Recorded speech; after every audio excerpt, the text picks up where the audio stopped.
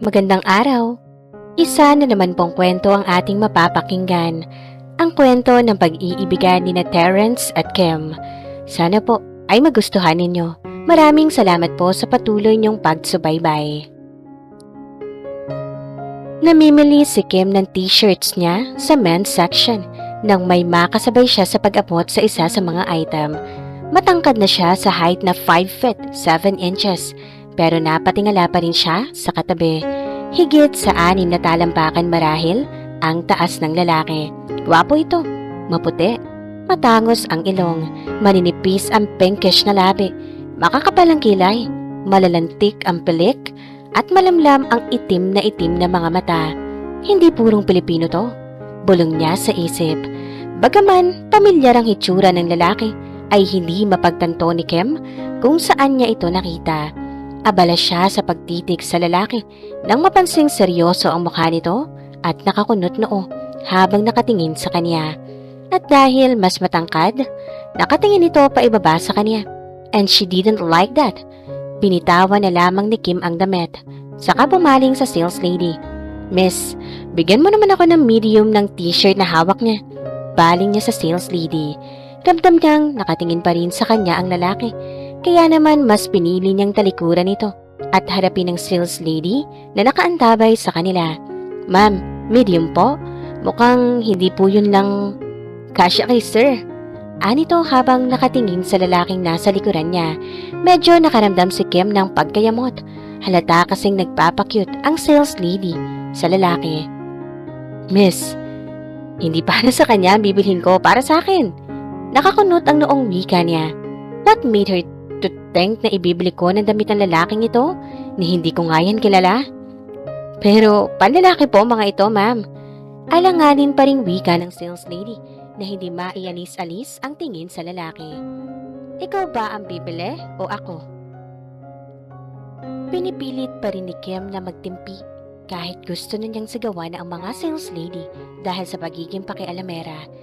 Hindi naman ito magsusuot ng damit, kaya bakit ang dami nito pinapakailaman sa kanya? Mukha namang nakuha ng sales lady na wala siya sa mood makipag-tsikahan, kaya mabilis itong naghanap ng size na hinihingi niya. Nabaling naman ang atensyon ni Kim sa cellphone nang mag-ring iyon. Andito ako sa section, agad niyang wika. Mabilis din niyang pinutol ang tawag ng pinsan pagkatapos sabihin ang eksaktong kinaroroonan niya. Ilang sandali pa ay natanaw na niya itong papalapit sa kanya. Bakit pinatay mo agad ang tawag? Hindi mo man lang hinintay na makasagot ako bago mo ko pinapaan. Nakasimangot na wika na nakatatanda niyang pinsan na si Dominic. Alam ni Kim na hindi ito galit. Sadyang mahal lang talaga ang ngiti ng pinsan niya. Nitong mga nakaraang linggo ay madalas ding magsalubong ang mga kilay nito. Mahal ang load. Huwag kang mag-aksaya. Nakangiting wika niya. Siya si Kimberly Cristobal. Kim for short. Kilala siya ng mga kamag-anakan niya sa pagiging kuripot. Kapag may mga kailangan siya, hindi siya naglalabas ng sariling pera. Bagkus, ay tatawagan niya ang isa sa malalapit na tao sa buhay niya para magpabili, gaya ngayon. Pero hindi pa nagawang manlamang ng kapwa ni Kim. Willing victims lang ang binibiktaman niya, gaya ng pinsan. Bilang bunsong anak, apo, pamangkin, pinsan at kapatid, spoiled siya sa pamilya. Walang nakakatanggi sa kanya. Kaunting drama at lambing lang niya, pumibigay na ang mga ito. Kaya malas, di umano ang sinumang maisip niyang tawagan kapag may kailangan siya. Nagmula si Kim sa isang mayamang pamilya. Nagmamay-ari sila ng ilang shopping malls, bangko, advertising agency, rancho, at kung ano-ano pang maisip na negosyo ng lolo niya. Sa simpleng pananamit niya at sa sobrang kakuriputan, iisipin ng sino mang pagsasabihan niya ng tungkol sa yaman ng kanilang pamilya na baliw siya. Kaya tuwing may nagtatanong kung ano ang ikinabubuhay ng pamilya niya, ang madalas na isagot ni Kim ay kasipagan. Minsan na rin niyang sinabi na nagmamay-ari sila ng tindahan ng damit. Inisip naman ang kausap niya na may pwesto sila sa palengke.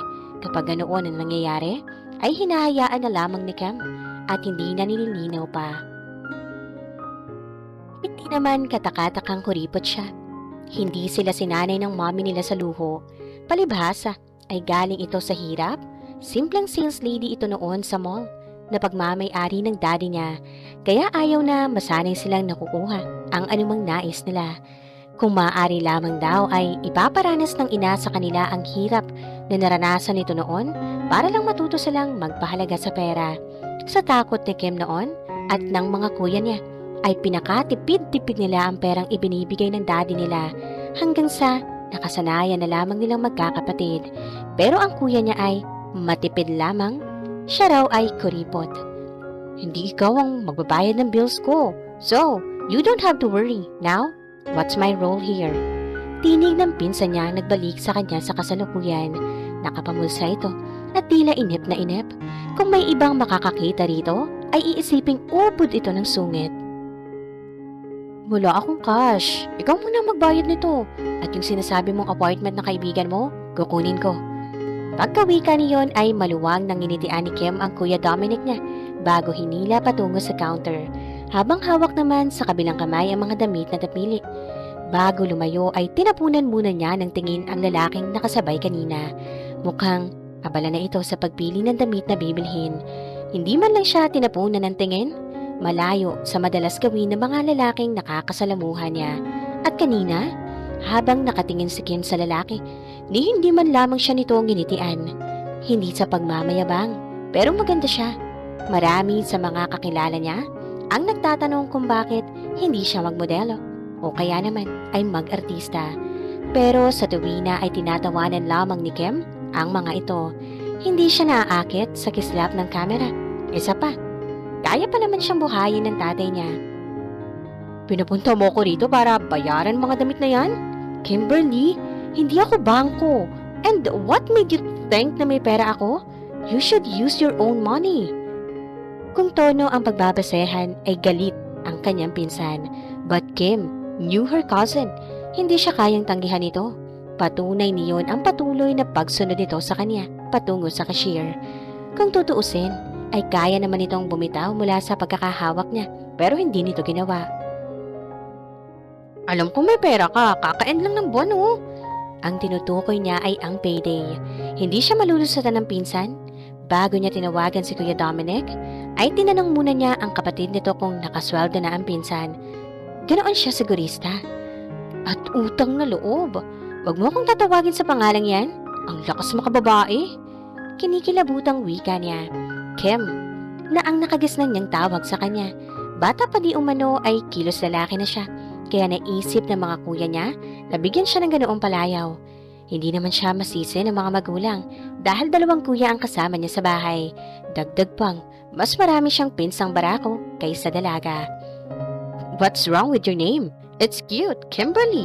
By the way, what's with those clothes? Puro na naman palalaki ang mga pinili mo. Are you a lesbian? Nagsimula ng mang-asar ang kanyang pinsan. Patatawarin kita dahil ikaw ang magbabayad ng lahat ng to. Miga naman niya na ang tinutukoy ay ang mga damit na pinili. Alam nito na malayo siya sa pagiging tibo. Nakasanayan na lang niyang magsuot ng mga damit panlalaki dahil na rin sa impluwensya ng mga kapatid. Dahil ang mga ito ang madalas niyang kasakasama at kalaro. Kaya maging sa mga laruan ay panlalaki ang nakahindigan niya. Nakalakihan na rin niyang ginagawa ang paraan ng pananamit ng mga ito. At huwag ka nga magsasalita ng wikang banyaga. Mangangamoy isda ka. Natawa ang cashier na nasa counter sa sinabi niya. Nakakunot noon namang bumaling dito ang Kuya Dominic niya. Do you find my cousin amusing? Tanong ng pinsan niya habang iniaabot nito ang ATM card. Nakangiti ang pinsan niya, but she knew better. Don't you, sir? Balik tanong ng empleyado sa pinsan niya. Walang kaide-ideya kung ano ang tumatakbo sa isip ng kausap. Miss, sa call center ka bagay. Lapastangan ka rin sa sarili mong wika. Singit ni Kim, dahil baka kung saan pa mauwi ang usapan ng mga ito. Ang pinakaayaw kasi ni Kuya Dominic ay ang mga taong mahilig sumausaw sa usapan ng iba. Walang kasalanan ng babae, pero alam niyang napikarito ang pinsan niya. Dude, we're in a public place. I was noisy. She heard us, and she couldn't help but laugh. Just let it go. Agad na hinila ni Kim sa braso ang pinsan pagkatapos damputin ang nakabag ng mga damit. Pinanlakihan niya ng mga mata ang pinsan. Pagsasabihan ni Kuya Dominic ang empleyado tungkol sa minding your own business.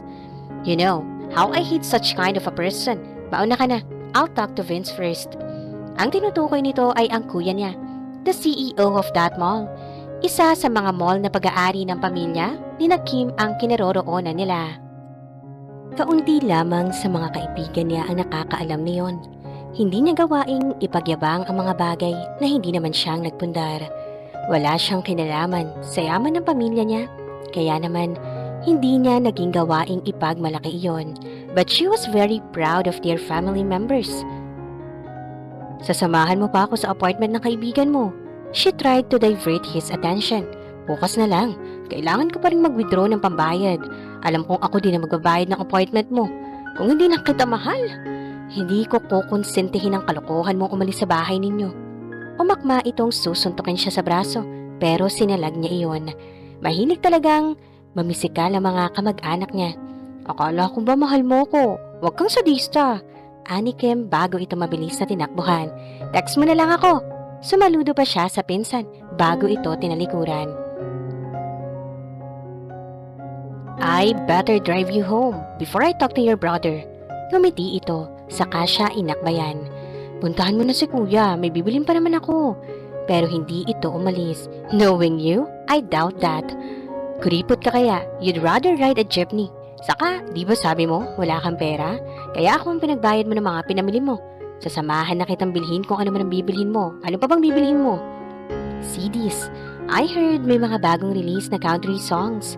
May pera akong pamili ng CDs ko kaya pwede mo nang puntahan si Kuya Vince.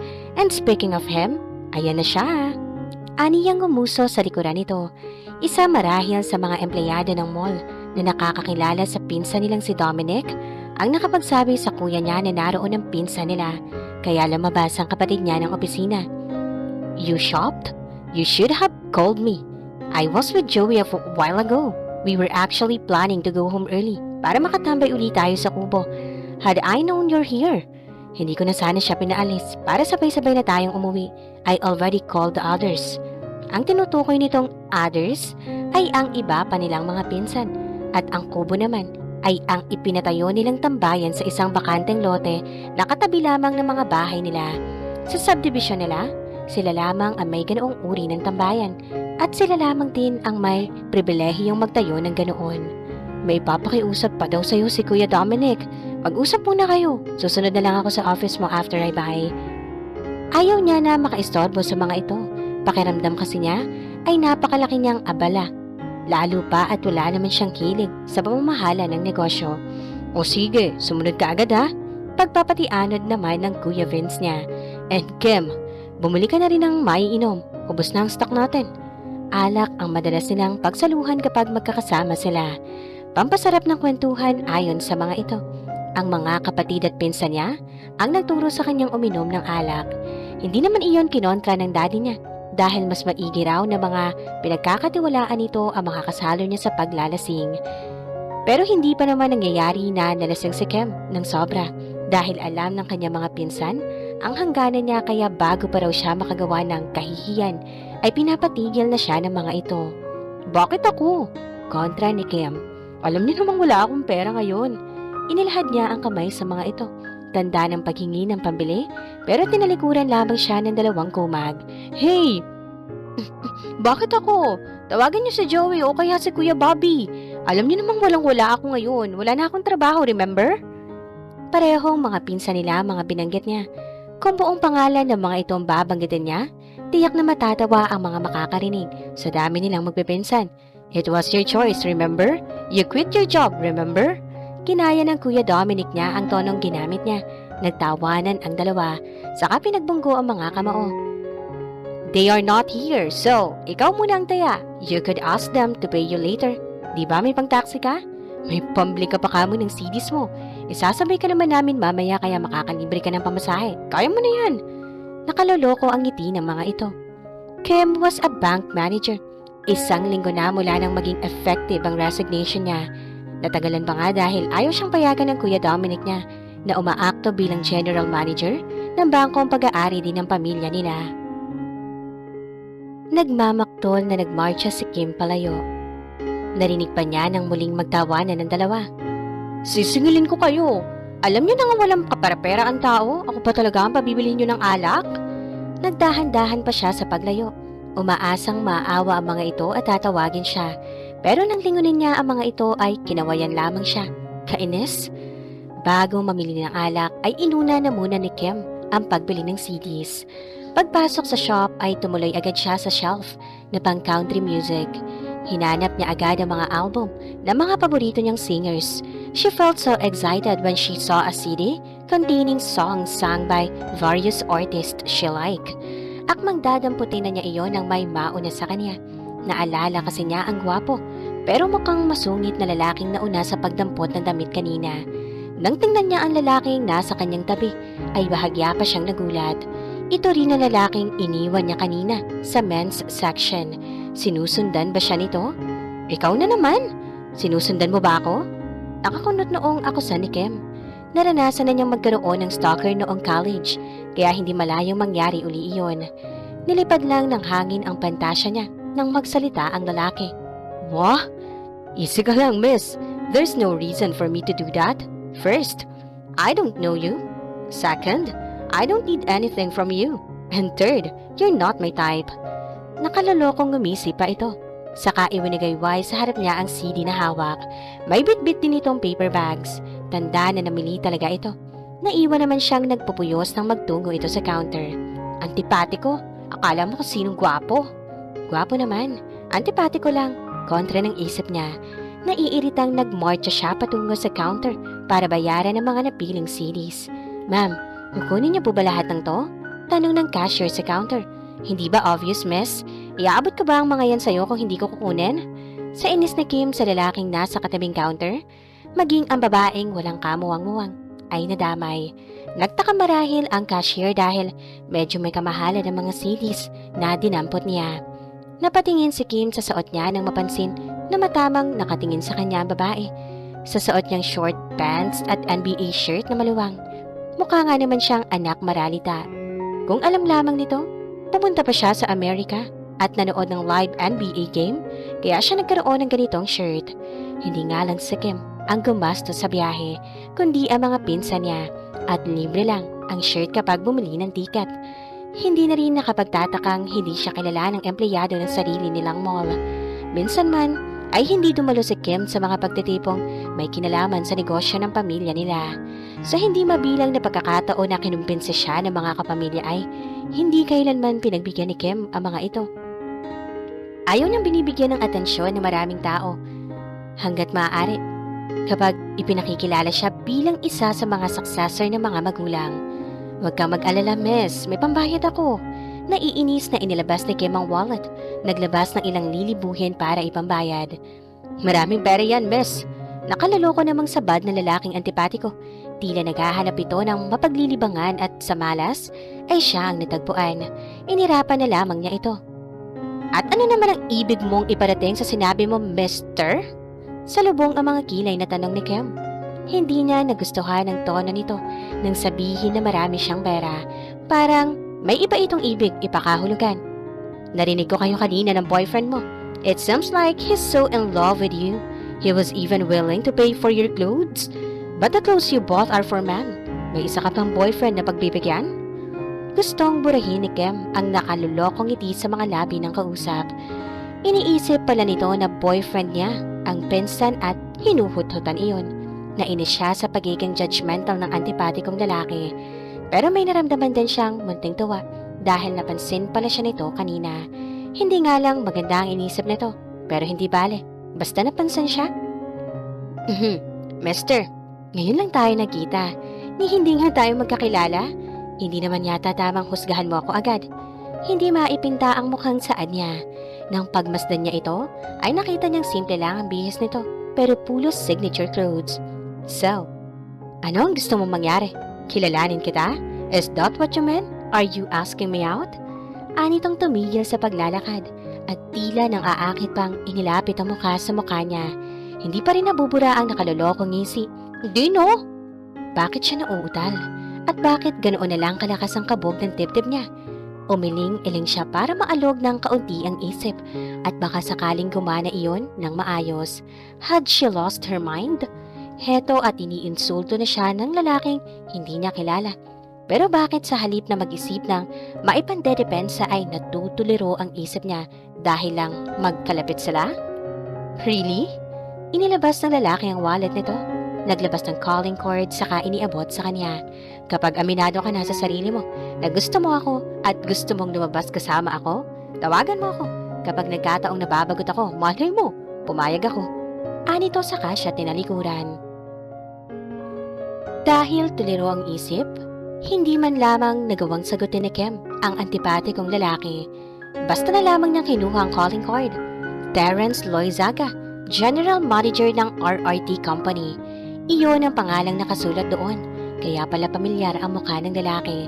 May ilang beses na niya itong nakita sa mga business magazine na madalas basahin ng mga kuya niya.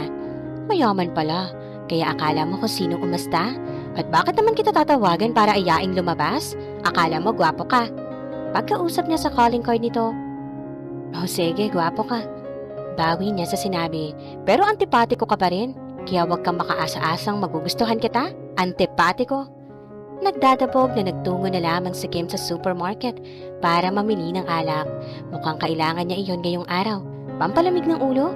Pero lalo lamang nag-init ang ulo niya nang mamataan ng lalaki sa loob mismo ng supermarket at tulad niya ay mamimili rin ng alak. Siya na naman, Lord! Sinusubok niyo po ba talaga ang pasensya ko? Pasensya na lang muna, Lord, ha? Said na eh. Aniya bago nilapitan ng lalaki. Marahas na hinila niya ang kamay nito sa kapabagsak na inilagay ang calling card. "Sa'yo na yung calling card mo. Isaksak mo pa sa baga mo." Ayaw niyang lumabas na eskandalosa, kaya naman mahina lamang ang ginawa niyang pagsasalita, pero binigyang diin niya ang bawat salitang binigkas para siguruhing naramdaman nito ang galit niya. Nagdadabog na tinalikuran niya ito. May narinig siyang tumawag sa pangalan niya, pero dahil nanggaling iyon sa direksyon na pinagmulan niya, hindi siya lumingon. Baka magka-stiff neck pa ako. Dinampot niya ang mga alak na gusto ng mga pinsan. Nagmamadaling inilagay niya ang mga iyon sa basket na bitbit niya. Saka nagmamadali pa rin naglakad patungo sa counter. "Bakit hindi maipintay ang mukha mo?" Nakangiting tanong sa kanya ng babae sa counter, si Doreen. Matagal na itong nagtatrabaho sa kanila, kaya naman kilala na niya ito. Nililigawan din ito ng Kuya Dominic niya, kaya naging magkaibigan sila. Isa ito sa iilang empleyado na nakakakilala sa kanya. May nakita akong hindi ka nais-nais. Pilit niyang nginitian si Doreen. Pagkatapos magbayad ay nagpaalam na rin siya. "Call you. Miss ka na namin, lalo si Kuya Dominic." Sabay kindat. Si Terrence ang general manager at nag-iisang tagapagmana ng RRT Company. Isa itong kumpanyang nangangasiwa sa mga restaurant, hotel at resort. Kilala sila hindi lamang sa bansa, kundi sa buong Asia dahil sa kanilang maluho, ngunit hindi masyadong mahal na serbisyo. Terrence was so stressed with work and his mom who was trying to play Cupid that the idea of shopping to release his stress just came into his mind. It never occurred to him that he'd have a very unusual encounter with another shopper. The woman was Kim. Nalaman niya ang pangalan nito mula sa lalaking tumawag pagkatapos siyang iwan sa supermarket. Napansin marahil na lalaki na galit sa kanya ang babae, base na rin sa pagsusungit sa kanya, kaya nilapitan siya para sitahin. Huwag di umano niyang ipipilit ang sarili sa babae kung ayaw sa kanya. Pero nagulat ito nang sabihin niya, hindi niya kilala ang babaeng tinawag nitong Kim. Terrence really thought that she was like any other girl sa pamamagitan ng kanyang beauty, ngunit tiyak na iba siya. Ang pagbibigay ng kanyang calling card para mang-insulto sa ilang babae ay ilang beses na niyang ginawa noon. Ngunit mura lang ang mga babaeng yon para talagang tawagan siya, kahit na hindi sila nakalusot sa kanyang sekretarya. Napangiti si Terrence nang maalala ang panggagalaitin ni Kim. Hindi talaga niya akalaing ibabalik nito sa kanya ang calling card. That was a first. Pero imbes na masakta ng ego niya, ay natuwa pa siya sa ginawa nito. Maganda kasi ang maamo nitong mukha. Nakakapanghinayang. Kung sasali lamang ito sa populasyon ng kababaihang hindi na yata alam respetuhin ng sarili at pinipiling maghabol sa lalaki. After a heartbreak 3 years ago, inisip niya talaga na hindi siya magiging interesado sa mga babae. May paraan talaga ang tadhana sa pakikipaglaro sa mga tao. I'm still wondering about the reason behind that smile, sir. Kahapon pa po kayo ganyan. His secretary looked at him with amusement in her eyes. Ilang buwan pa lamang nagtatrabaho sa kanya ang sekretarya niya, pero maagaan agad ng loob niya rito. Marahil ay dahil wala siyang kapatid, ito na ang naging ate niya. Something really funny happened yesterday. Hindi na niya tinangkang magkwento pa, lalo lamang siyang tutuksuhin ng kanyang secretary. Kapag nalaman nito ang dahilan sa likod ng mga ngiti niya, "Could you please call the advertising department? Tell them to send someone here." Utos na lamang niya. Terence was about to continue with his work when his phone rang. He groaned when he saw who the caller was. It was an overseas call from his mom.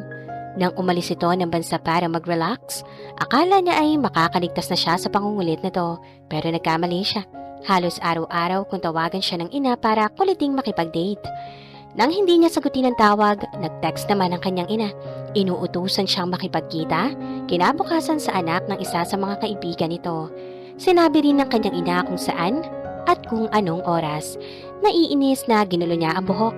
"Ma, you're making my head ache." Right after he said that, a crazy idea popped into his mind. "Who's this?" Nakakunot noong napatingin muli si Kem sa screen ng phone para siguruhin hindi nga nag-register sa phone niya ang number ng caller. Para kasing kilala niya ang boses ng kausap. "Nakalimutan mo na agad ang boses ko? Nakakatampo ka naman. We only saw each other 2 days ago." Lalong kumunot ang noon ni Kem na maisip kung sino ang caller. "At the mall?" Dugtong nito na kumumpirma sa duda niya. "How the hell did you get my number?" Tanong ni Kem. Wala siyang panahong makipaglokohan. Kalilipat lamang niya sa apartment na pagmamayari ng kaibigan ng Kuya Dominic niya. Kaya naman busy siya sa pag-aayos ng mga gamit. Although, wala naman talaga siyang kailangang ayusin dahil kompleto sa gamit ang apartment. Kakaunti lang din ang mga dala niyang damit. Dahil baka balak din niyang mamuhay bilang simpleng tao na walang trabaho at walang gaanong pera. Halos mga pambahay lamang ang kanyang dinala. Sabi kasi ng Kuya Vince niya, pamasyal na ng simpleng tao ang mga pambahay niya.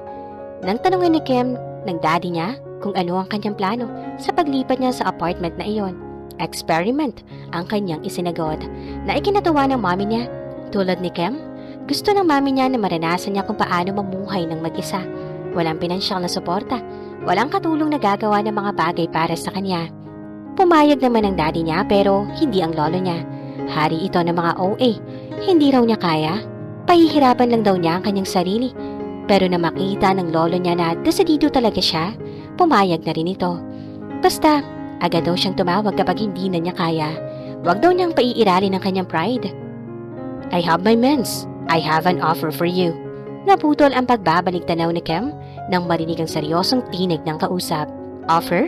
Ano naman kayang kalokohan yun?" "I saw how good you are when it comes to deceiving people. I've got work for you. See me after an hour." Binabaan na siya nito pagkatapos sabihin kung saan sila makikita. Hindi man lamang siya binigyan ng pagkakataong makatanggi. Malapit lang ang mall na sinabi ng lalaki sa kinaroroonan ni Kim, pero hindi siya pupunta. Wala siyang balak makipagkita. "Pinapalabas pang manloloko ako, halar? Hindi ko kailangan manloko, marami kayang pera ang tatay ko." Ilang minuto lang ay nailagay na niya sa cabinet ang mga damit niya. Nagpasya siyang maligo muna bago lumabas para kumain. Mamayang gabi na lamang siya magluluto. Patungo na si Kim sa banyo nang muli niyang lingunin ang kanyang cellphone. Umismid siya kahit hindi naman siya or hindi naman niya nakikita na ang antipatikong color kanina. Paglabas niya ng banyo ay dumampot lamang siya ng shorts at t-shirt. Basta na lamang din niyang ipinusod ang buhok. Sa katuluyan ng lumabas ng bahay, hindi na rin pinag-aksayahan pa ni Kim ng panahon na damputin ang kanyang cellphone. Habang naglalakad patungo sa mall, ay nagmasid-masid si Kim. Noon sa college, nag-aral siya sa isang state university. Imbes na sa pribadong university o sa abroad tulad ng gusto ng lolo niya. But she never made friends. She stayed alone, almost unnoticed. She never joined any organization unless she needed to. She never really cared about people she had no connection with. Kaya siya nagpasyang umalis ng bahay nila at ninais na manirahang mag-isa pansamantala. Napili ni Kim na umupo sa isa sa mga steel benches sa loob ng mall para mag-obserba. Lahat ng taong dumadaan sa harap niya ay tinitingnan niya. Ni minsan, hindi niya pinag-aksayahan ng panahon na tingnan ang mga taong namimili sa mall. Ilan kaya sa mga ito ang pumunta roon para bumili talaga? Ilan sa mga ito ang may kakayahang bilhin ang lahat ng magustuhan? Naputo lang ang pagmumuni-muni niya nang may maupo sa tabi niya. When I said coffee shop, I meant inside the establishment. Anong ginagawa mo rito sa tapat? Nang tingalain niya ang nagsalita ay bahagya pa siyang napapitlag. Si Terrence, Mr. Antipatico. Anong ginagawa mo rito? Nakakunot noong tanong ni Cam. I invited you here, remember? Tara sa loob. Don't worry, this is my treat. Hinawakan nito ang siko niya, saka siya hinila papasok sa coffee shop. Dapat lang na ikaw ang magbayad. Wala akong pera na pambili ng ganyan kamamahal na kape. Hanggang instant coffee lang ako. 3-in-1 o 5-in-1. Nang nasa loob na sila, hinayaan ni Kim na si Terrence ang umorder sa counter para sa kanilang dalawa. Sa sinabi nito kanina ay naalala niya ang offer di umano nito para sa kanya. Sa dami ng iniisip ni Kim ay nakalimutan na niya ang tungkol doon. Anong kailangan mo sa akin? Tanong niya bago pa man makaupo si Terrence. Hindi niya gustong magtagal na kasama ito. Tulad noong una silang magkita, may kakaiba siyang nararamdaman kapag nasa malapit ito. Chill! Huwag atat! Magkape ka muna! Nakangiti ito at hindi tulad sa mga nauna nitong ipinakita sa kanya. Tunay ang ngiti ngayon, walang harong pang-asar. Mukhang may problema na siya sa paningin. Diretsahin mo na ako, marami pa akong gagawin. Pagsisinungaling ni Kim. I need you to do something for me. The expression on his face turned serious, but that did not make any difference. She still could not take her eyes off him. What was wrong with her? Hindi siya ganoon kadaling maakit sa mga lalaki. I want you to pretend to be my girlfriend in front of my mom. Wika nito, sabay ngiti ng alanganin. Ano daw? Paano mo naman naisip na kaya kong gawin ang sinasabi mo? Hindi ko kayang manloko, lalo na ng nanay. Ni hindi pa nga ako nagsisinungaling sa harap ng nanay ko. Akma siyang tatayo nang pigilan siya ni Terrence. 20,000. At minsan lang, just to have lunch with her. I just want her to stop set up me on blind date. Parehong nagmamakaawa ang kanya mga mata at boses. Bakit hindi mo nilang sabihin sa kanya na ayaw mo? Muling umupo si Cam. Nang hinayang siya sa kape. Sayang, kung hindi niya uubusin, mahal pa naman. I already did, but she just won't stop. Titigil lang daw siya kapag may naipakilala na akong girlfriend sa kanya. Mukhang problemado talaga ang lalaki. Bakit ako? Hindi nga tayo personal na magkakilala? Nagtataka si Kim. Sa itsura ni Terrence, imposibleng walang nagkakagusto rito. Ang mukhang iyon ng tipo na hinahabol-habol. Idagdag pa ang magandang pangangatawan nito. Sa suot kasi nitong fitted t-shirt at maong pants, humahakab ang matipuno nitong katawan. Madalas kaya siya sa gym? Tanong ni Kim sa isip. Kim! Sigaw ng isang bahagi ng isip niya, pero hindi iyon nagawang sawayin ang mga mata niya sa pagtitig sa kausap. Kung tama ang pagkakakilala niya kay Terrence, ubod ito ng yaman. Barya lang ditong 20,000, pero ang malaking tanong, bakit siya? Mas madali ko mapapaniwala si Mama kung hindi niya kilala ang magpapanggap na girlfriend ko at mas madali rin gumawa ng kwento. I only have a month left bago bumalik ang mama ko from her vacation trip. Pag-iisipan ko, tatawagan na lang kita. Sa pagkakatingin ni Terrence sa kanya ay mukhang may gusto pa itong sabihin. Bago pa magbago ang isip niya ay tinalikuran na niya ito. Pagkalabas ng establishmento, ay agad niyang dinukot ang cellphone para tawagan ang isa sa mga pinsan niya. Kuya, favor. Payag na ako. Agad na saad ni Kim nang sagutin ni Mr. Antipatico ang tawag niya. Iyon ang nickname niya kay Terrence.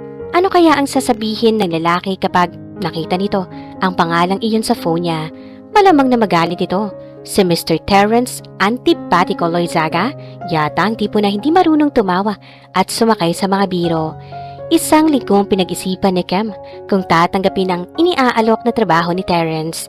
Kaalis lang ng Kuya Rudolph niya para sabihin sa kanya ang lahat ng nalaman nito tungkol sa mamang Antipatico.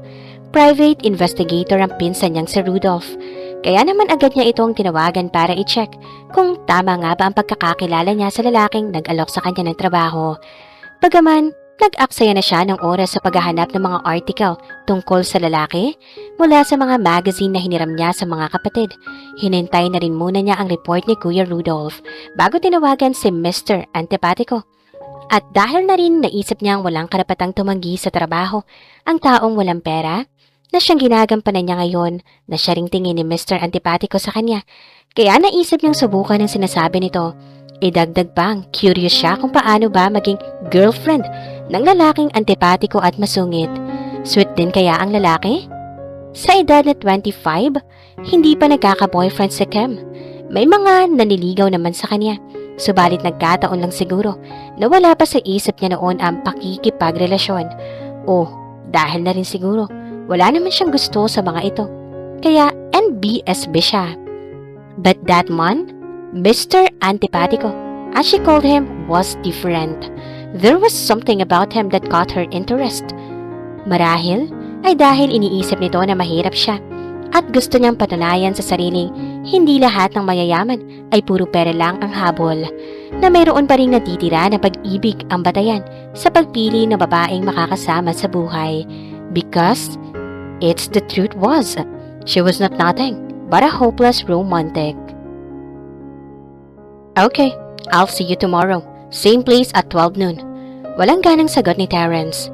Malayong malayo iyon sa tono nito noong pakiusapan siyang magpanggap na girlfriend nito. Nagbago na kaya ang isip ng lalaki? Napailing si Kim. Naisip niyang kung nagbago na ang isip ng lalaki, hindi na ito makikipagkita sa kanya. Sa hinuha niya, hindi ito ang tipo ng taong naglalaan ng oras sa mga walang kakwenta-kwentang bagay. Itinigil na Kim ang pag-iisip ng kung ano-ano. Sa halip, ay pinutol na niya ang tawag. Hindi na siya nag-aksayang sagutin pa si Terrence at pahabain ang pag-uusap nila. You're 10 minutes late. Bungad kay Kim na Mr. Antipatico / Mr. Sungit. Nang tumayo siya sa harap nito, nadagdagan na ang nickname ni Kim sa lalaki. Nasa loob na ito ng coffee shop at umiinom ng kape nang dumating siya. Hindi tulad ng mga suot nito sa 2 beses nilang pagkikita. Formal na formal ito ngayon.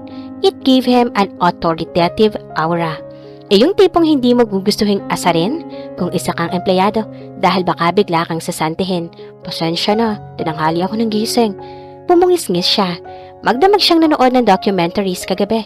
Sa dinami-rami ng mga bagay na ayaw ko, pinakaayaw ko ang pinaghihintay.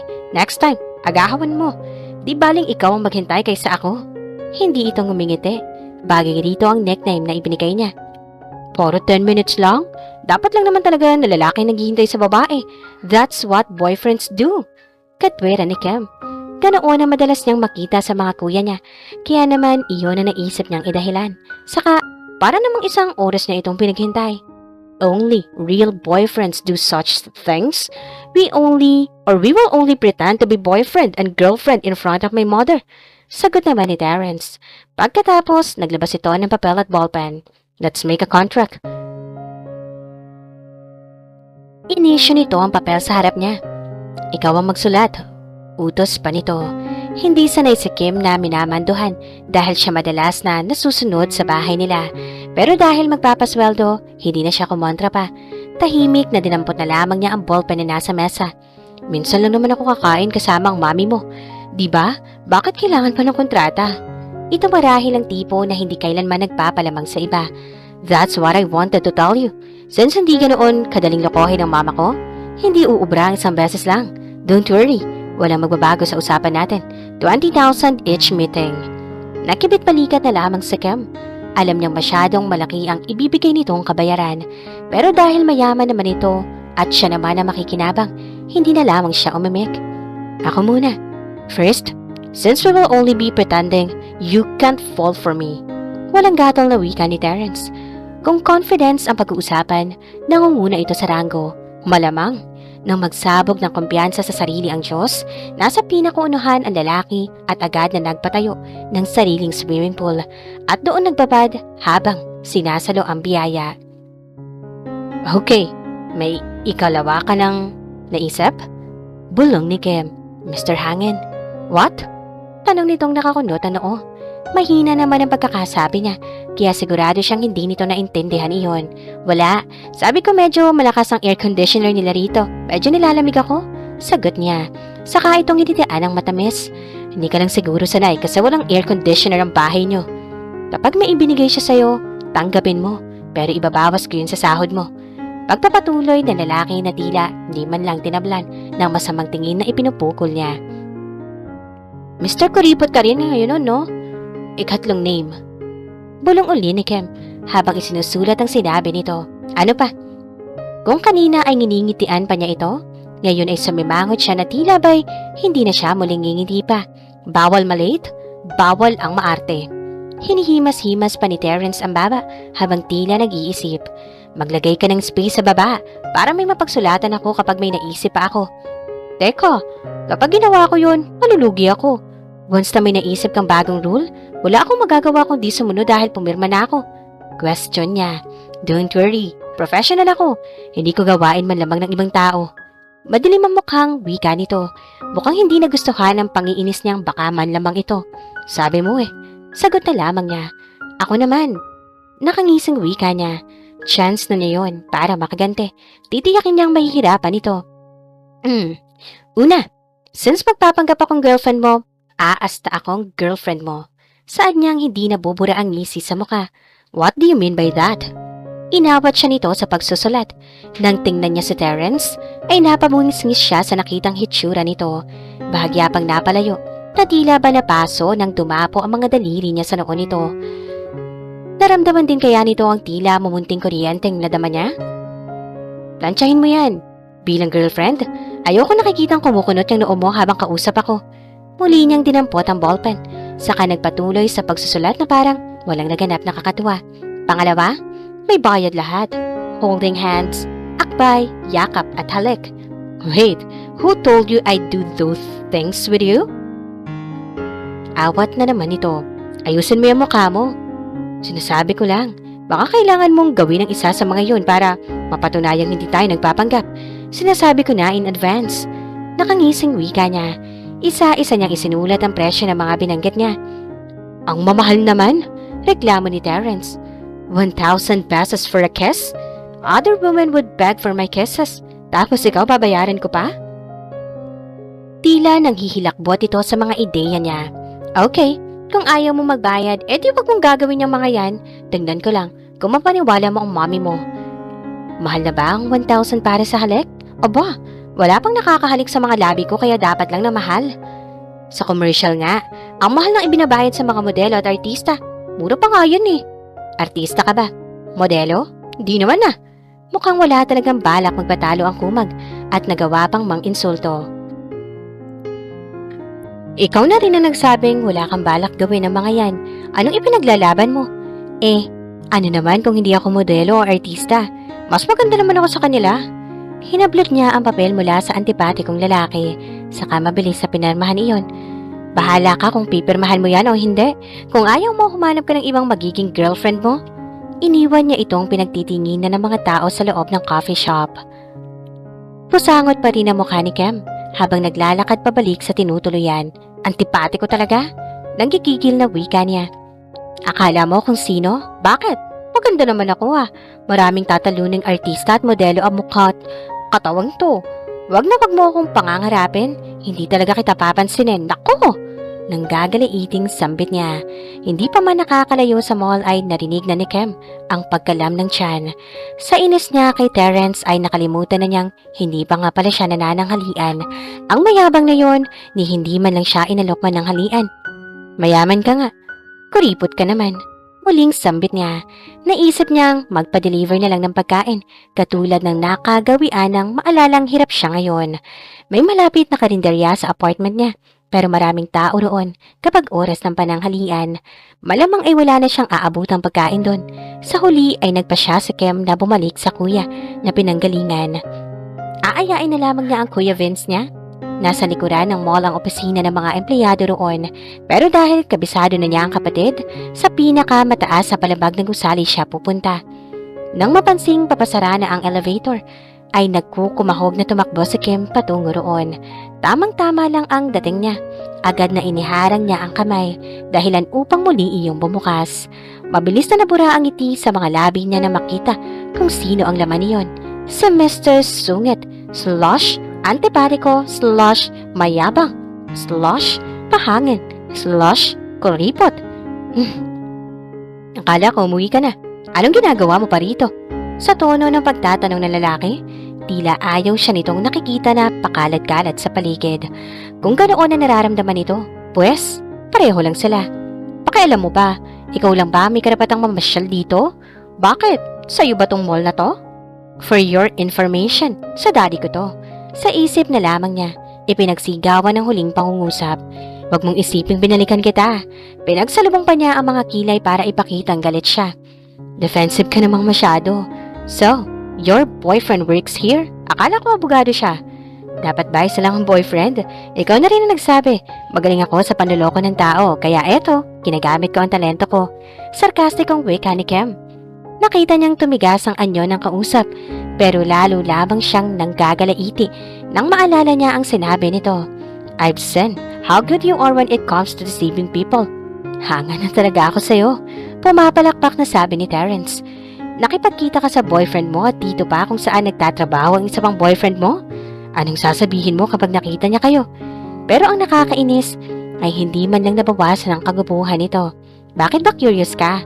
Ako na ang bahalang dumiskarte kapag nagkabukingan, no? Sagot naman niya. Paanong mabubuking? Wala nga ako ni isang boyfriend. Pulang naman ang isip niya. Paano kapag nalaman ng boyfriend mo na boyfriend mo rin ako? Muling sumilay ang nakalolokong ngiti sa mga labi ni Terrence. Ang higit na ikinagulat ni Kem ay nang hapitin siya nito sa baywang nang bumukas ang elevator. Napatingin sa kanila ang mga customer ng mall na nag-aabang sa pagbukas ng elevator. Nagbulungan pa ang ilan sa mga ito. Let's go, babe. Sa halip na bitiwan siya ay lalo pa siyang hinapit ni Terrence. Palapit sa katawan nito. Habang palabas sila ng elevator, tila wala itong pakialam. Mga matang nakasunod sa kanila. Si Kim man ay hindi nagaanong napansin ang mga iyon. Natuon na ang pansin niya sa malakas na pagtibok ng kanyang puso at pag-iinit ng mga pisngi. Maging ang paghinga niya ay naging abnormal at ang kanyang mga tuhod ay nanghina na tila ba'y matutumba siya sa oras na bitiwan siya ni Terrence. Anong ginagawa mo? Gustong sigawan ni Kim ang lalaki pero hindi niya magawa. Pinipilit niyang kumawala sa pagkakahawak nito. Subalit, lalo lamang nitong hinigpitan niyon at sa hindi niya malamang kadahilanan, naggustuhan niya ang ginawa nito. Bakit wala pang lumalapit para manita? I thought your boyfriend was here. Pulong nito habang lumilinga sa paligid. I really wanted to see his reaction. Tila nadismaya pa ito dahil hindi nangyari ang inaasahan. Siya man ay dismayado sa rason ng paghapit nito sa kanya. Kaya naman inipon niya ang lahat ng lakas at pilit siyang kumawala rito. Iyon nga lang. Naguluhan siya dahil mas malaking pagkadismaya ang naramdaman niya nang tuluyan siyang pakawalan nito. Ipinilit ni Kim ang ulo upang paganahin ng tila naalog na utak. Ano ba ang nangyayari sa kanya? Tumikim siya para mag-alis ng imaginary na bara sa lalamunan. Asa ka? Hindi mangyayaring inaasahan mo, no? Hindi yan gagawin ng boyfriend ko. Kahit magpakilala ka pang boyfriend ko, hindi siya maniniwala sa'yo. Confident na wika niya. Paanong hindi siya magiging kampante? Wala nga siyang boyfriend. Siya mismo ay natatawa sa mga pinagsasasabi niya. Hindi nagsalita si Terrence. Sumimangot lang ito. Saka walang lingon-likod siyang tinalikuran. Siya naman ay sinundan na lamang ang papalayong figura nito. Puso, kumapit ka. Bakit ka ba nagkakaganyan? Napapailing na bulong niya. Abala si Kim sa paglalaro ng video game. Kaya nang tumunog ang kanyang cellphone, ay hindi niya iyon pinansin. Naisip niyang advisory na naman iyon galing sa Globe. Wala naman kasing mahilig mag-text sa mga kapamilya niya. Kung magte-text man ang mga ito, pulos kalokohan lang ang laman. Nang makaramdam siya ng pamimigat ng pantog, ay saka lamang siya nagpasyang patayin ng TV at GameCube na ginamit sa paglalaro. Dinampot niya ang cellphone, saka mabilis na tumakbo patungo sa banyo. Kanina pa siya ihing-ihi, pero pinipigilan lamang niya dahil engrossed na engrossed siya sa nilalaro. Ang walang kasawaang Resident Evil ang nilalaro niya. Malakas na napamura si Kem na makitang si Mr. Antipatiko pala ang nag-text. Nakikipagkita ito sa mall pagkalipas di umano ng 1 oras. Nang tingnan niya ang oras ng text message, ay 40 minuto na ang nakalilipas. Nagmamadali siyang naligo Sa bilis niya ay nakapagtala marahil siya ng fastest record. Nagawa niyang maligo sa loob lamang ng 10 minuto. Pero minamalas nga yata siya dahil palabas na siya ng banyo nang madulas dahil sa natapong hair conditioner. Sa pagmamadali ay hindi niya iyon napansin. Ouch! Daing ni Kim nang piliting tumayo. Masakit ang pang-upo niya at maging ang mga siko. Pinakiramdaman niya ang sarili kung mayroon pang ibang masakit sa kanyang katawan. Umusal siya ng pasasalamat nang wala namang maramdamang iba pang masakit sa kanya. Mabuti na lamang at hindi nabagok ang kanyang ulo. Kahit gustong magmadali, ay hindi na magawa ni Kim dahil sa nananakit na pang-upo at siko. Basta na lamang siya humila ng damit na maisusuot. Maging sa pagbibihis ay nahirapan siya. Kahit nagtitipid, ay napilitan pa siyang sumakay ng tricycle dahil hindi niya kayang maglakad patungo sa mall. Kahit na hindi naman iyon gaanong malayo mula sa tinutuluyan. Nang tingnan niya ang relong suot ay 15 minuto na siyang late. "You're 25 minutes late." Busangot na naman ang mukha ni Mr. Antipatico. Hindi man lang nito pinansin ang paika-ikang lakad ni Kim. Sarili lang yata nito ang importante para sa lalaki at wala nang pakialam sa ibang tao. Halos takbuhin na nga ni Kim ang papasok sa mall kahit masakit ang kanyang katawan. "Tara na." Dagdag pa nito na ikinagulat niya. "You signed contract, remember? You have a date with my mom." Paliwanag nito na mabasa ang tanong sa kanyang mga mata. "Ngayon na?" "Ang sabi mo 2 weeks ago. After a month." Napatingin si Kim sa suot. Maong shorts na umabot lamang sa kalahati ng hita niya ang haba, tigomang tsinelas at statement shirt na may nakasulat na "Sleeps well with others" na pang itaas ang kanyang suot. Ano na lang iisipin ng mama nito?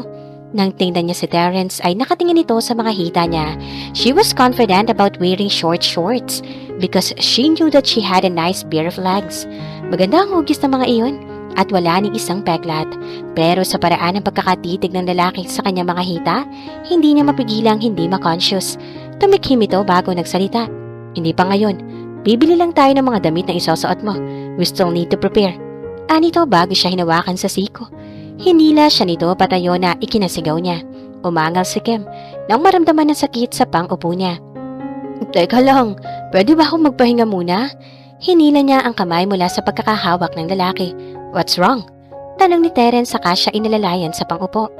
Mukha namang genuine ang concern na ipinapakita ng lalaki, kaya hindi na niya ito nagawang sungitan. Dahil ngayon lang napansin ang iniinda niya. "Bakit may pasaka sa siko?" "Nadulas ako."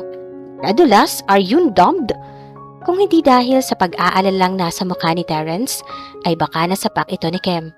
Ito ang kauna-unahang tao na tumawag sa kanya ng ganoon. "Excuse me, late ko na nabasa ang text mo, kaya nagmadali ako. At sa kakamadali ko, nadulas ako habang palabas ng banyo." Pinilit niyang tumayo para sana iwan ito. Pero dahil hindi nakikisama sa kanyang sariling katawan, lalo yatang sumakit ang pang-upo niya sa ginawang pagpipilipit na tumayo. "You should have just called to inform me that you'll be late. It could have been worse. Paano kung nabagok ka? Next time, mag-ingat ka." Hinayaan siya ni Terence maupo ng ilang sandali bago maingat na inalalayang tumayo. "Ihahatid na kita sa bahay mo. Magpahinga ka muna. Saka na tayo bumili na maisusuot mo kapag magaling ka na." Wala mang mababasang concern sa mukha ng lalaki ngayon dahil sa kaseryosohang ipinapakita. Dinig na dinig naman ni Kim iyon sa tinig nito. Maging ang tono ng pananalita nito ay nagbago. "Wag mo na akong ihatid. Kaya ko na." Pinili niyang ngumiti. Nasayang na niya ang oras nito. Kalabisan akong aabalahin niya pa ito sa paghahatid sa kanya. "Don't be stubborn. Hindi mo na nga kayang tumayo. I'll drive you home." Inalalayan siya nitong tumayo. "Kaya mo ba? Buhatin na lang kaya kita." Suwestyon nito nang mapansing nahihirapan siya maging sa simpleng pagtayo. "Hindi na." Mabilis na tanggi ni Kim. Napatingin siya sa paligid nila. Aminado siyang mas madali kung iyon ang gagawin ng lalaki. Pero ano na lamang ang iisipin ng mga taong makakakita sa kanila? Nakinig naman si Terence. Matyaga siya nitong inilalayan hanggang sa makarating sila sa parking lot. Natigilan si Kim nang marahan siyang awatin ng lalaki sa paglalakad at maramang buhatin. "Hoy, anong ginagawa mo? Kaya ko na, ibaba mo na ako." Gusto man niyang magpumiglas upang ibaba siya nito, ay hindi niya magawa dahil sadyang masakit ang pang-upo niya. Tumanggi rin ang puso niya sa gustong mangyari ng isip niya. Kaya sa halip na lalo pang magpumiglas, ay ninamnam na lamang niya ang pakiramdam na mapaloob sa mga bisig ng lalaki. Wala nang gaanong tao dito, so you don't have to worry na baka may makakita sa atin. That's what you're concerned about, right? Sensitive pala ito. Kaya naman pala hindi na ito nagpilit na buhatin siya kanina habang nasa loob sila ng mall. Here's my advice. Sometimes, you only have to think about what's best for you. Don't think of what other people might say. They're not the ones who'll suffer anyway. Thinking about what's best for you is free. Take it or leave it. Pagkatapos ay nginitian siya nito. Sa ilang beses na pagkikita nila, iyon ang unang beses na ngumiti ito ng ganoon. Puno iyon ng sinseridad. And for reasons Kim didn't know, her heart fluttered. Marahan siyang ibinaba ni Terence sa passenger seat ng kotse nito. Ito rin ang nagkabit ng seatbelt niya. Sa pagkakalapit nila ay nasamyo ni Kim ang pabango ng lalaki. Maging ang amoy na ginamit nitong shampoo. Ipinikit niya ang mga mata. Napakasimpleng bagay na mga ginagawa nito. Pero bakit sumasaya siya ng husto? Naramdaman niya itong lumayo para lumigid patungo sa driver's seat. Saan ang bahay mo? Tanong nito na makaupo sa driver's seat at sinimulang magmaniobra palabas ng parking lot. Malapit lang, kumanan kapag labas. Kung siya lamang ang masusunod, mas gusto niyang titigan si Terence kaysa ang kalsada, pero ayaw naman niyang magkailangan sila. Nang mapatapat sa kantong kinaroroonan ng kanyang apartment, ay inutusan niya itong tumigil. Dito na lang, iyong ikatlong bahay sa kaliwa ang bahay ko. Malapit na lang naman kaya lalakarin ko na lang. Pasensya na sa abala. Hinging pa umanhin niya. Aalisin na sana niya ang seatbelt nang pigilan siya nito. Nonsense, I'll take you there. True to his words, iniliko ni Terence ang kotse at ipinarada sa harap ng apartment na tinutuluyan niya. Lumabas pa ito ng sasakyan. Inalalayan siya sa pagbaba at maging sa paglalakad papasok sa apartment. Napangiti si Kim sa gesture nito. Maginoo naman pala ang antipatikong mama. Kapag hindi ka abala, pwede kang pumunta rito. Nakangiting wika niya ng tuluyang maupo sa sofa. Gusto mo samahan muna kita? Mukhang nag-aalangan nitong iwan siya mag-isa. Hindi na. Umiining na tangga niya. Okay na ako. Kaya ko naman na eh. Ayaw niyang lalo pang makapag-abala ng taong abala na. Sige, but you have to promise to call me if you need anything. Mababakat sa mukha ni Terence ang pagbabantulot na iwan siya sa ganoong kalagayan. Nang tumango siya ay saka pa lamang ito naglakad palabas ng pinto. Pero bago lumabas ay nilingon pa siya nito at nginitian. Don't be too good. I might violate the contract. Pulong niya nang tuluyan itong maisara ang pinto.